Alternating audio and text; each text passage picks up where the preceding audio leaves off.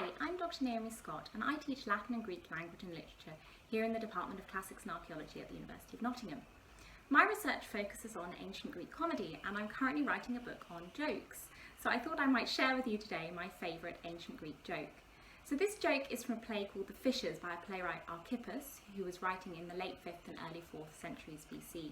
We don't actually have the whole play, but what we do have is what we call fragments, so little scraps of this play, mostly where it was quoted by other authors in texts which have survived. So this is fragment 15 and it goes like this. I'll read you the Greek and the English. Tilegei su, the first speaker says, what are you saying? Mantes asi ga thalatioi, there are soothsayers in the sea. And the reply comes, galeoige, indeed, dogfish, panton manteon sophotatoi, the very wisest of all soothsayers. Okay, so this doesn't seem like much of a joke in English, and to be perfectly honest, it's not much of a joke in Greek either. The pun rests on this word for dogfish, galeoi, and galeoi sounds kind of like the name of an ancient tribe of soothsayers, the Galeotai. So the closest I can think of translating this into an English joke would be, there are priests in the sea. Why yes, Dover sole, the most spiritual of all fish. That's the kind of terrible pun we're dealing with here. I don't think though that this is because Archippus was just a bad comedian. He's really quite famous and successful. I think rather this pun is kind of intentionally a bit terrible. So this play, The Fishers, seems to have had a plot where the fish took over the city of Athens. They're kind of fed up of the Athenians eating them, and so they stage a coup.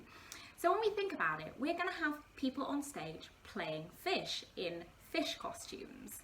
Now, it's quite common in ancient Greek comedy for us to have animal characters, but unlike birds or mammals, which I think it's relatively easy to make the human body, costumed like a bird or a mammal, fish unavoidably don't have limbs, whereas people do.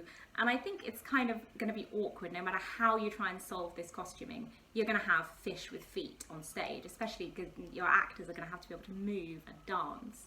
So I think we're really being confronted with the awkwardness of what's going on in front of us. We're kind of having to really strain our ability to suspend our disbelief by watching these people pretend to be fish.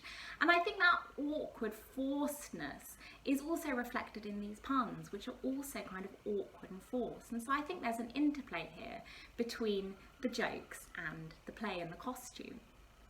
I think that would actually be quite characteristic for ancient Greek comedy, which is always interested in lifting the curtain for the audience and giving us a sense of how drama's put together. We're always kind of interested in what staging is and what it means for us to all play make-believe in this way.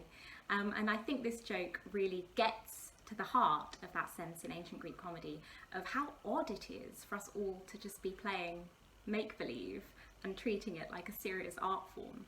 And so that's why this is my favourite ancient Greek joke.